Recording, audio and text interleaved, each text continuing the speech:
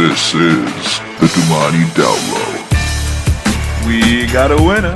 Yeah. I said, we got a winner. Yeah. Would you like to make it rain, sir? Yeah. Line them up, line them up. Yeah.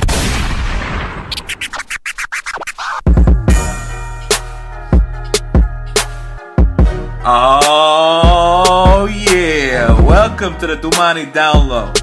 I'm WD Doumani. I'll be speaking to a special guest, Talal Nassar. Who? Talal Nassar. Later on the show, but first, I want to address something that's not that important. I'm not gonna lie, in the scheme of life, but it's not that important. But it's one of those things, if you just let slide, if you just let it go, morons will take over the world. That's happened already? That already happened? Regardless, it's never too late.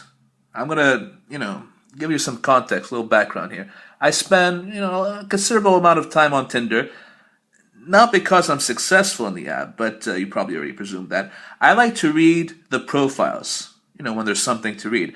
And I notice a lot of women like to mention that they'd like to travel and food and travel. But travel is the main thing they like to mention. Who wouldn't?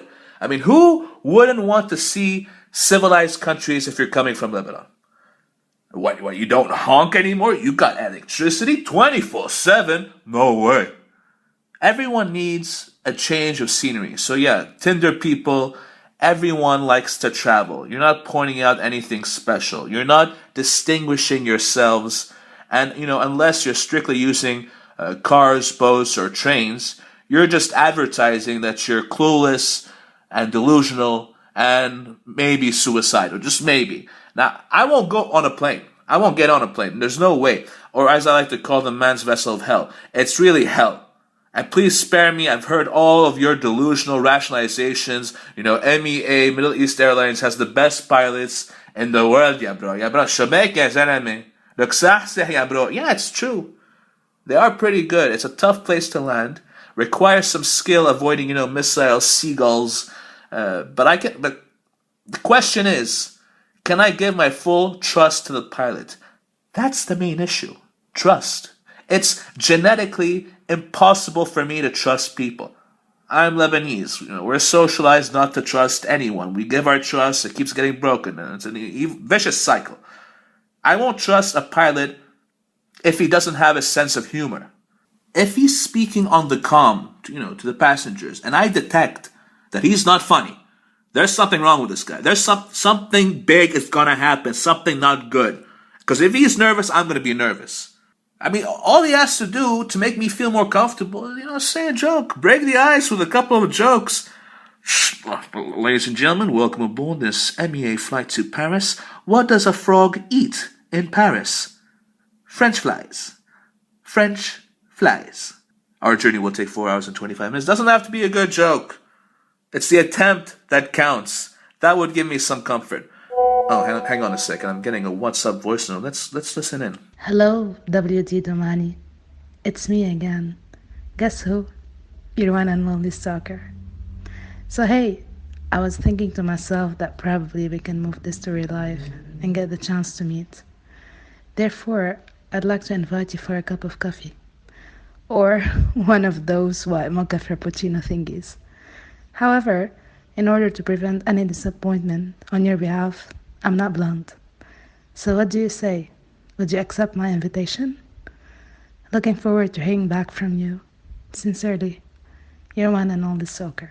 It's always nice to feel wanted. At least that's what I hear. I don't know. I'm kind of tempted to roll the dice and see what this stalker looks like. Then again, I could be walking into a trap whereby 5 guys are waiting for me. They're going to kidnap me for ransom money. Let me save you the trouble, kidnappers. If my father didn't pay for my grandfather when he was kidnapped, he's not going to pay for me, okay? Let's put out a poll. Should I go for coffee with my stalker? Yes or no? You could answer in the comment section. Right, we will take a break. After the skit, we will have the always interesting Talal Nassar on the line with us. You're listening to me, WD, on 1212. 1212.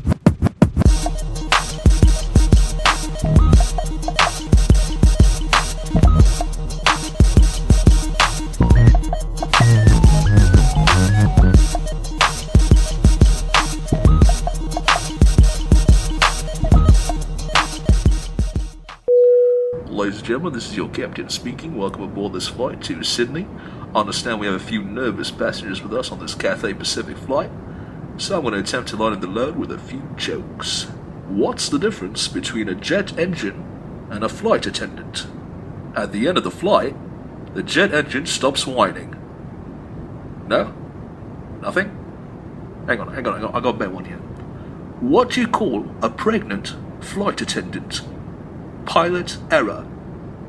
Oh, it's a tough crowd on this flight. Here's another one. What separates three whores from two alcoholics? The cockpit door. Oh, come on, that was a good joke. That was a good one. Alright, fine, have it your way. No jokes. No more jokes for anyone on this flight. I don't want to hear laughing from anyone. Anyway, we'll be arriving in 16 hours' time. Enjoy the flight. You're listening to the Doumani Downlo on 1212. This is our first guest in the new season, new format of Doumani Downlo. If you would like to appear on the show, let me know. Let me know in the comment sections or on Instagram or wherever. Or you could ask Rawi. If you know Rawi, ask him. He's the gateway between me and you. Like, he's sort of like an agent, so to speak. He doesn't really get paid for it, but he gets credit. He does get credit, which he loves. He loves that credit. Or you could even ask Talal Nassar, who joins me now on the WhatsApp audio line. He's a man who's a lover of life, who loves to party, outgoing, and loves to travel. Who doesn't love to travel? I mean, come on. Anyway, Talal, do I meet up with my stalker, man? That's the first question I have for you. Do I meet up with my stalker? Would you go out on a date with your stalker? Where do I take her? What do I wear? I need some advice, buddy. Hey D, thank you for having me on the show again. It's been a while. Listen, stalker now you have? I would actually go and try to meet a stalker. I mean, anybody who has some shape of admiration for you could be interesting to meet, Like, it's a good ego booster, in my opinion. But I would still, not just go there without a plan, man. You need something. You need a backup plan. For one, you need to make sure that you tell your friends where you're going. You meet her at an open space, all right? You have someone keep an eye on you and follow you in case you decide to change spots. What else can I say? If she decides that you guys hit it off and all that, you want to go home for a little bang bang or something, I wouldn't take her back to my place. I would make sure I go to her house, check out the rooms and the closets for any shrines or any candles burning with pictures and wax, because listen, stalker means crazy, crazy means kinky, kinky means, zip ties, getting tied up, and all sorts of kinky stuff. You might find yourself in a position you're not ready for, and you want to make sure you have an out, okay? At any time, any moment, no matter how hot it gets, you want to make sure that you can go out of there safely, all right?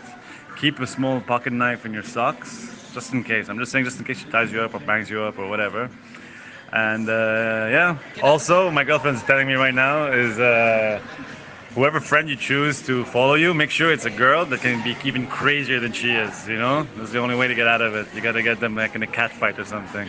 Plus, she might enjoy the cat fight.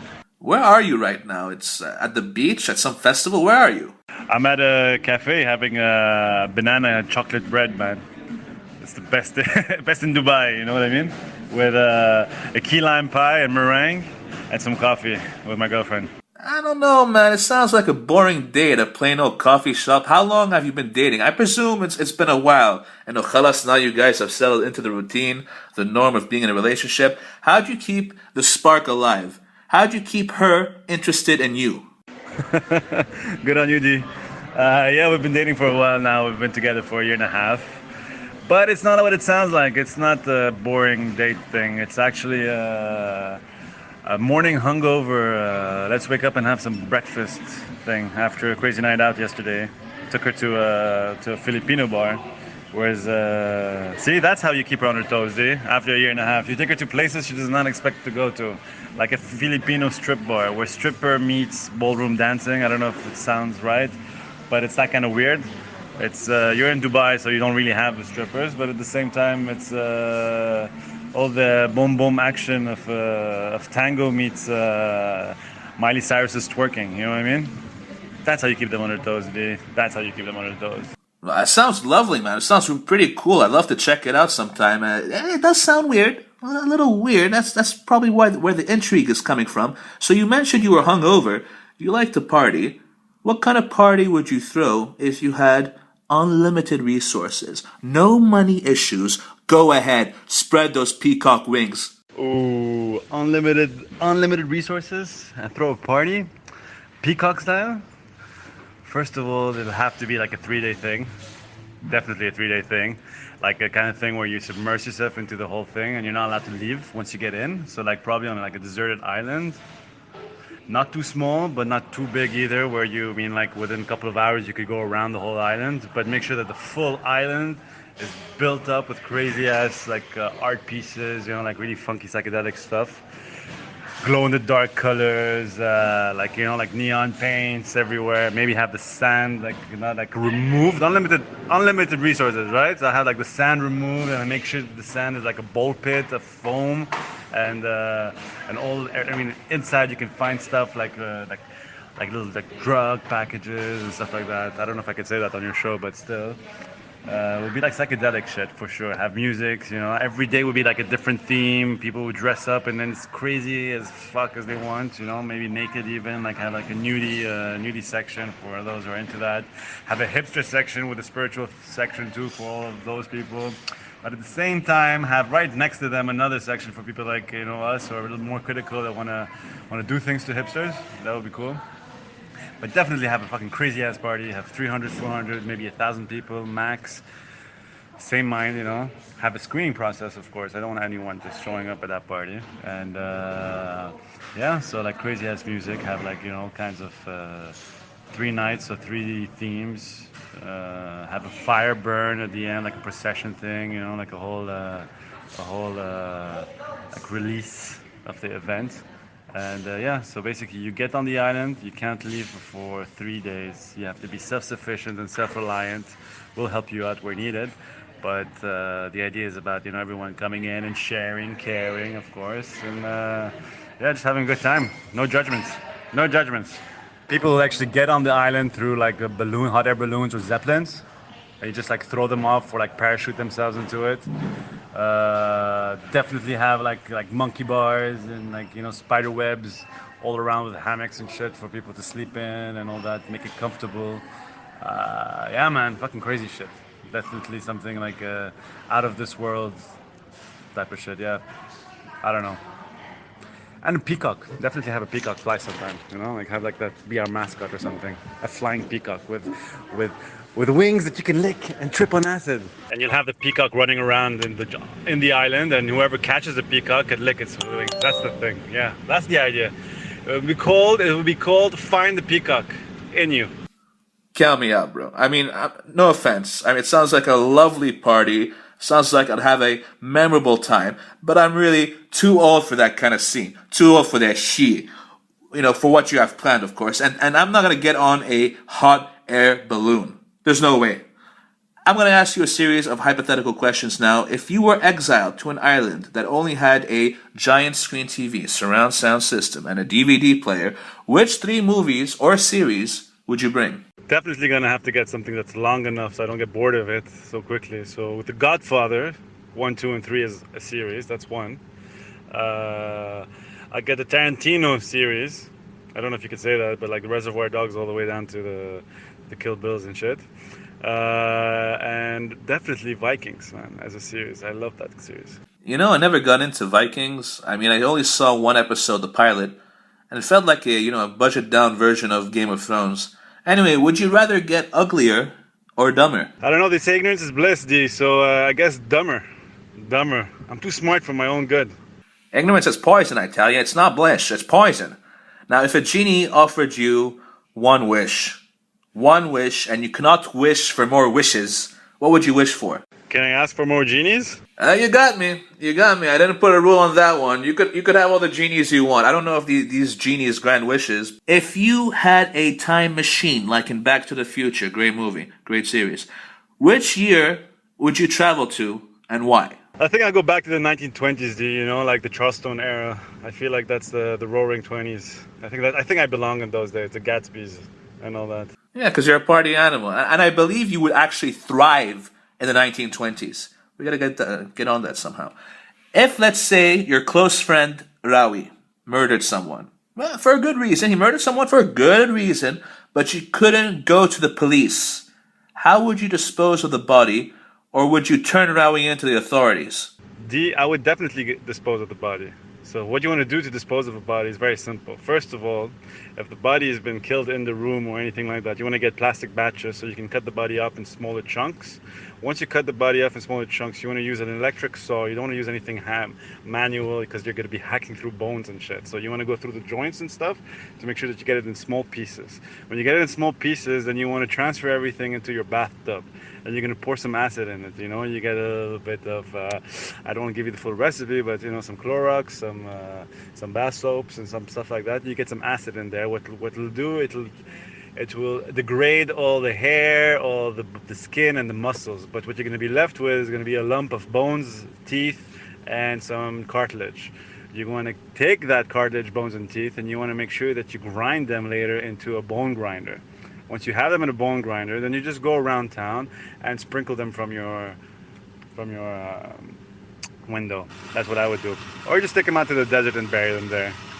Either way, but the first one is more fun. My girlfriend doesn't agree with me. She's calling me out on my shit. So she's telling me that I have to go to body disposal 101 apparently. Wait, I'm just gonna give you. What were you saying about the whole bathtub thing? Since he doesn't have much experience, I was saying that if he pours acid into the bathtub, it's going to break through the bathtub. So he has to find the right kind of plastic that the acid does not dissolve. And then when he puts the body, of course, he has to chop it and put it in the this disposable whatever bucket. And then he pours acid, and that's how you get rid of it. And then you can get rid of it in any way, like pour it on plants or trees or whatever. All right, so. Biodegradable plastic, people, not tub. You might clog the sink and get stuck in the pipes. You know, Talal, dude, if I were you, bro, I'd keep your girlfriend happy. She knows a little too much about disposing bodies. Final question, we're going back to the island. You can pick any 3 people in the world to be marooned on this deserted island. Any 3 you want. Any 3 people on Earth. Who would they be? Well, you're not giving me much of a choice here. I have my girlfriend right next to me, so I'm going to have to say my girlfriend 1, for sure. Okay? Then I'm going to need someone I can talk to and like a good friend, like Rawi maybe. Probably get Rawi for sure. That's a good option. And the third person, well, I'm thinking about getting that genius that won the Cannabis Cup last year and make him grow weed for us. And have like we need that kind of person. Talal, that was excellent. Thank you so much for coming on the show. And I really wish we could talk some more. Maybe we could catch up sometime in a coffee shop, you know, over some choco banana bread. You restore my faith in interviewing people. Thank you so much. Thank you for having me on the show, D. It's always a pleasure. And let's catch up, man. Some chocolate banana bread. Definitely sounds good. Let's do it. That was a byproduct of the YOLO philosophy, Talal Nassar. Again, if you'd like to be a guest on the show, all you have to do is contact me, or Talal, or Rawi, or anyone you know that knows me. It would be great to get your thoughts on some of my random questions. That's all the show for tonight. That's all the show for tonight. Tomorrow and today. Tonight. Do subscribe to the channel 1212. Then leave some comments. Leave a bit of remarks. Maybe a bit of likes. Those likes. I will get back to you. And I'll look forward to your thoughts on whether I should go on a date with my stalker. Until next time. Peace. Il est des nôtres. Il a fait 100 épisodes pas comme les autres. You were listening to the Doumani Downlo podcast.